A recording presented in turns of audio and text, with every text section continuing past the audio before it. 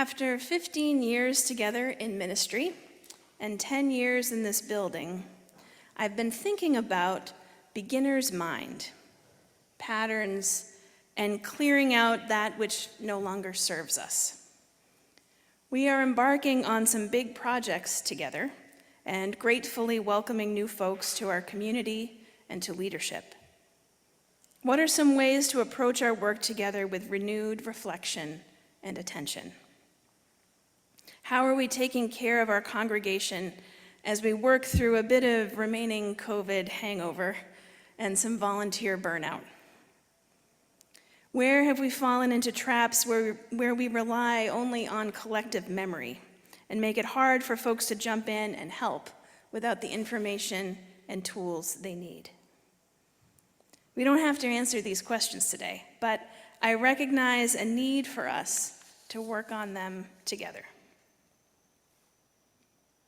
When I was a kid, my parents and I would go up to my grandparents' farm in southern Vermont one weekend every month. I have a lot of cousins around my age, and we were very tight as kids. We would head out as soon as I got there and go play in the woods and fields near the house. Sometimes in the summer, we would venture across a cow pasture and through the yard at my uncle's house to a little brook by the side of a dirt road.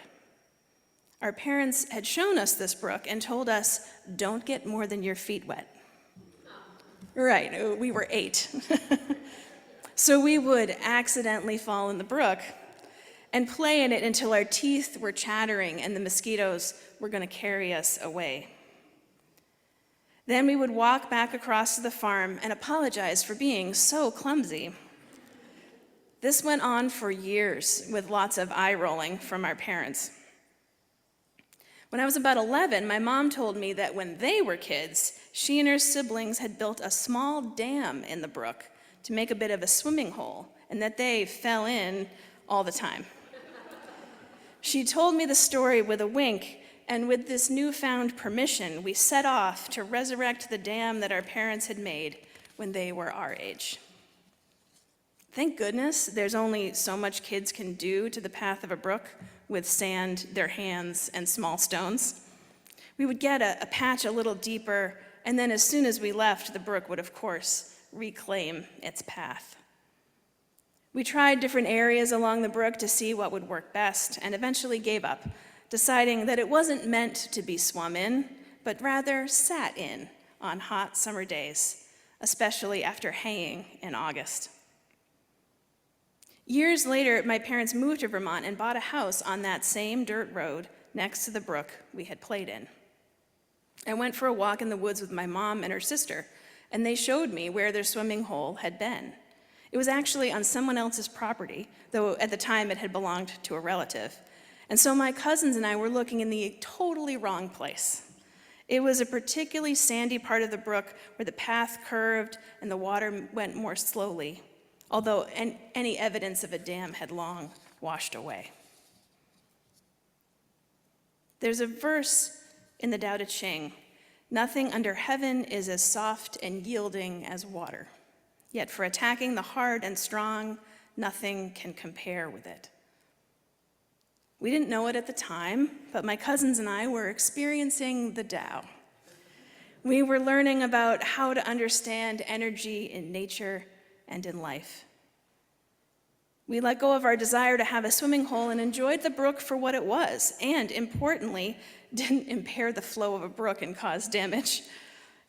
We also learned that we didn't know what we didn't know. I think of that experience a lot when considering a problem, and whether it's one where I should be trying to shape a solution or one where I need to stop and listen and learn more about the flow of water around me.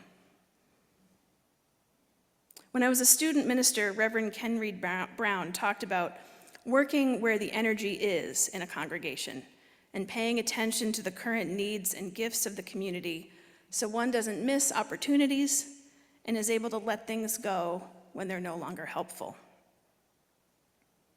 In her reflection on Hametz we heard earlier, Rabbi Berenblatt wrote about cleaning out the stale stuff that no longer serves us and the importance of doing hard interior work together. She reminds us that habits and patterns don't tend to change on their own. And that was something I needed to hear this week in my own reflection on our ministries together. Together, we can practice and listen. We can pay attention to the flow of energy, to where there are places where the brook bends and we can swim, and where the current is too fast or shallow and we just need to sit down and enjoy the flow. We can together find what we need to let go and what would be helpful for us to take up. We'll need to listen to one another. May we cherish the gifts that we have brought to share with this community and imagine we are all taking a deep breath and sitting down in a cool brook on a hot afternoon. This is a community where we can practice swimming and practice patience and awareness. We are in this together with one another and with every critter and living thing on this planet. On Earth Day, let's take a moment to open up our senses and listen and breathe out in the world and here in our community. Where will our energy go next?